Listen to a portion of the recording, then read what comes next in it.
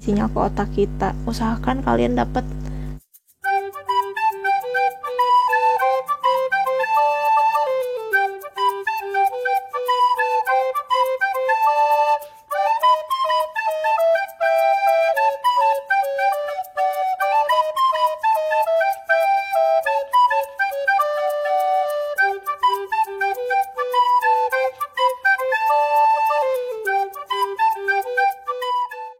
Hai Mam, welcome to my channel.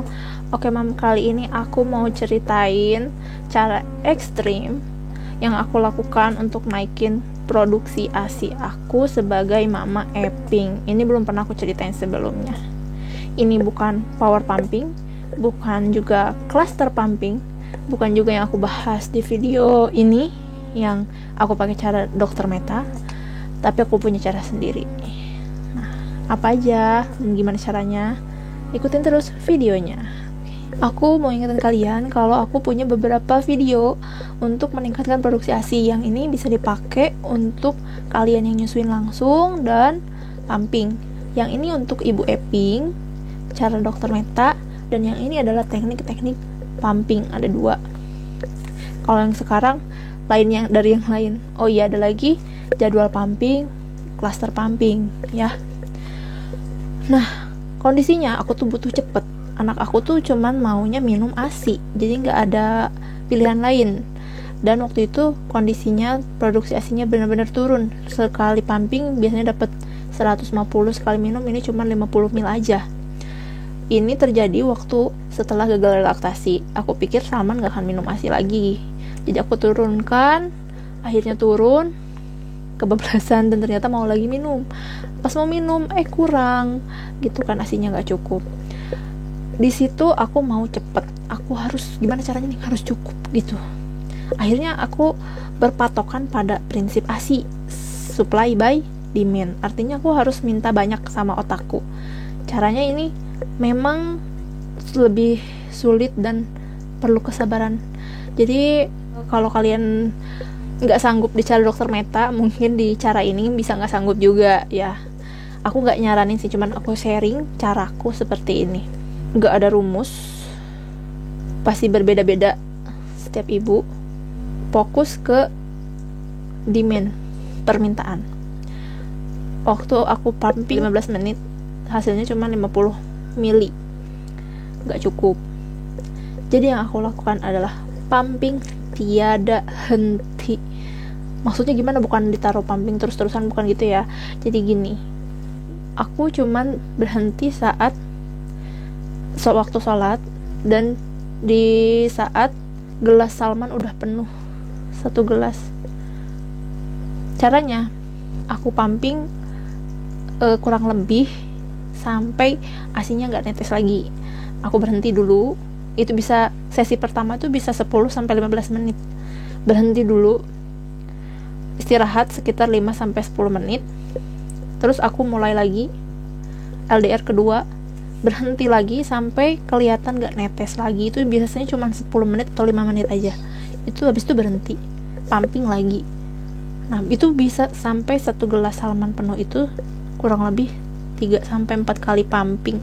Itu 1 jam ya kalau nggak salah, 1 jam waktu itu. Terus aku kayak gitu terus. Jadi aku berhentinya setelah LDR terakhir, yang aku pikir ini udah cukup, berhenti, istirahat setengah jam aja. Habis itu aku pumping lagi karena aku harus kejar, takut kurang kan Salman itu. Istirahat setengah jam, pumping lagi 10 menit, berhenti lagi, terus pancing LDR. Begitu terus sampai jam 12 siang, baru istirahat, makan, sholat, setengah jam doang istirahat. Habis itu aku pumping lagi, pancing lagi LDR, gak ada henti, sampai asar. Nah, Salmannya kemanain? Salmannya aku titipin dulu, karena memang kondisinya gak ada pilihan lain. Salman itu gak mau selain ASI gitu, gak bisa aku pakai alternatif sufor. Dia gak mau, udah pernah dicobain kan, aku ceritain yang direlaktasi itu. Terus akhirnya aku gunakan cara itu. Hasilnya gimana? Jangan kaget. Yang namanya kita lagi usaha pumping, Ya hasil pertama ya sedikit, 50 mili, 10 mili, 20 mili, aku kumpulin semuanya, aku kumpulin, pokoknya harus cukup. Itu ya tekad aku ya di situ. Nah, kapan kelihatannya gitu, kelihatan kenaikannya? Kan pasti di awal nih, kalau kalian yang udah lihat hasilnya, sedikit banget dapat segini, mendingan aja, nungguin aja 2 jam. Gak gitu ya, karena kita di sini usahanya yaitu lagi usaha mancing otak kita, nangkep supaya paham kalau kita kurang, kita perlu lebih banyak ASI lagi. Kalau kalian pakai cara yang 1 jam sekali juga sama, hasilnya nggak akan langsung banyak. Beda kalau kalian tumpuk di 2 jam, 3 jam, beda, hasilnya sedikit. Ini pun kayak gitu. Jadi aku kumpulin sedikit-sedikit, yang penting hari itu aku lagi ngasih sinyal ke otak, aku kurang nih ASI, tolong produksi gitu. Jangan lihat dulu hasilnya. Hari kedua aku turunin ke 1 jam sekali. Nah, udah mulai kelihatan perbedaannya. Jadi 1 jam sekali itu gini ngitungnya ya, jam 7 pumping cukup 15 menit aja atau 10 menit, yang penting udah pancing LDR sampai ngerasa kosong PD-nya ya, udah maksimal nih gitu. Jadi hitungan tiap orang akan berbeda karena kondisi anatomi payudara setiap ibu itu beda. Bisa jadi di aku itu cepat pengosongannya, misalkan 10 menit udah ngerasa kosong selesai, 15 menit selesai, tapi di kalian mungkin bisa kurang dari itu atau lebih dari itu. Nah, di 1 jam sekali, jam 7 pumping 10 menit, 15 menit, jam 8 pumping, 9 pumping. Nah, hari kedua seperti itu di 1 jam sekali sampai semaksimal aku capek, bisa sampai jam 11 malam. Terus power pumping juga sebisanya tanpa pakai rumus, tapi aku cuman lihat kondisi terakhir, misalkan LDR nya cuman 1 menit 2 menit, dia berhenti di menit ke-5, nggak pakai rumus. Dan hari ketiga di 2 jam sekali. Nah, di 2 jam sekali baru bisa kelihatan hasilnya. Akan kelihatan hasilnya kalau kita udah kembali ke waktu semula. Jadi jangan lihat aku udah setengah jam sekali atau aku udah 1 jam sekali masih aja sedikit. Nah, kelihatannya nanti kalau kalian udah turunin ke jam biasa, ke 2 jam sekali. Nah, udah 2 jam sekali, alhamdulillah di hari ketiga itu udah cukup. Jadi 3 hari 4 hari udah cukup. 1 harinya lah itu yang mulai menggila. Capek, lelah gitu kan, kayak gitu seharian kita pumping duduk. Dulu kan aku belum punya handsfree. Nah, sama kayak gini prinsipnya. Kalau kalian ngerasa di pumping di 2 jam sekali hasilnya 100 mili, 2 jam sekali 100 mili, sampai sehari kalian pumping 9 kali, hasilnya kalau hasil 2 jam sekali itu 1300 mili. Terus kalian turunin jadi 4 jam sekali, wah, dapat sekali pumping dapat 500 mili, dan dihitung itu 1,5 liter lebih banyak. Nah, jadi kayak gitu cara kerjanya. Otak kita udah nangkep kita itu LDR misalkan biasa di jam 8, terus baru pumping jam 9, udah diproduksi di jam 8 itu udah mulai diproduksi, udah karena udah ada pancingan sebelumnya, udah nangkep kalau kita perlu banyak. Jadi jangan dilihat di awal, tapi lihat di jam ketika kalian turunkan jamnya gitu. Rapatkan, turunkan, baru kelihatan. Dan lakukan semampunya. Kalau stres ya jangan.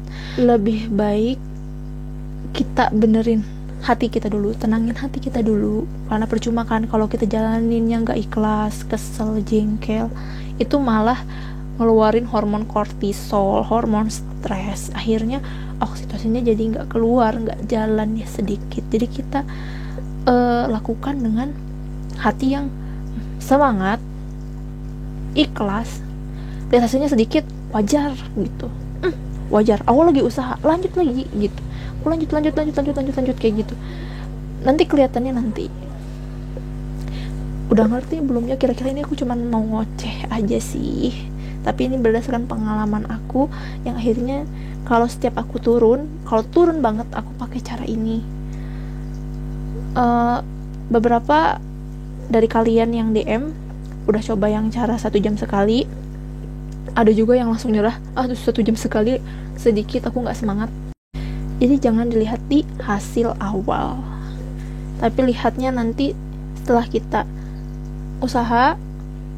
Kembalikan ke jam pumping seperti biasa, 2 jam sekali, 2 jam sekali. Terus kenali tubuh kalian, karena ada memang ibu yang susah banget buat naikin karena ada beberapa faktor, mungkin nanti akan aku bahas di beberapa video. Tapi kan kalian bisa tahu, oh aku ini tipe yang nggak bisa skip pumping. Kalau skip pumping langsung turun, ya kita harus jaga dari situ. Berarti jangan skip pumping. Terus syaratnya, corongnya harus cocok. Kalau nggak cocok ya nanti takutnya sakit, lecet, nggak maksimal. Corong cocok, kalian nyaman pumpingnya, itu syaratnya. Kira-kira udah kebayang belum sih apa yang aku omongin? Mudah-mudahan kalian ngerti ya. Jadi rumusnya tuh bisa beda-beda di tiap orang. Intinya ngerti supply by demand. Kita minta sesering mungkin sama otak kita. Dan aku saranin kalau kalian lagi naikin produksi ASI, malam harus pumping. Jadi jangan sampai bablas skip 6 jam kalau yang lagi naikin ya. Di jam antara jam 12 sampai jam 5 itu harus ada stimulasi. Nggak mesti power pumping, bisa kalian pumping secukupnya, setengah jam, yang penting kosong udah. Yang penting ada pancingan di situ, ada kegiatan, ada permintaan ya. Dan kunci yang satunya lagi selain supply by demand adalah pancing LDR-nya, karena LDR yang ngasih sinyal ke otak kita. Usahakan kalian dapat LDR yang banyak. Mudah-mudahan bisa dipahami video dari aku. Kalau nggak sanggup jangan dilakukan, lakukan sebisanya. Oke mam, itu aja sharing di video kali ini. Terima kasih sudah nonton, mudah-mudahan bermanfaat. Jangan lupa like, comment, dan subscribe. Aku doakan supaya kalian semua bisa lancar dan cukup ASINya sampai 2 tahun, walaupun jadi mama Eping alias ibu eksklusif pumping, alias ibu yang pumping melulu. Yang penting semangat, sehat hati dan pikirannya. Oke mam, ketemu lagi di videoku selanjutnya. Bye.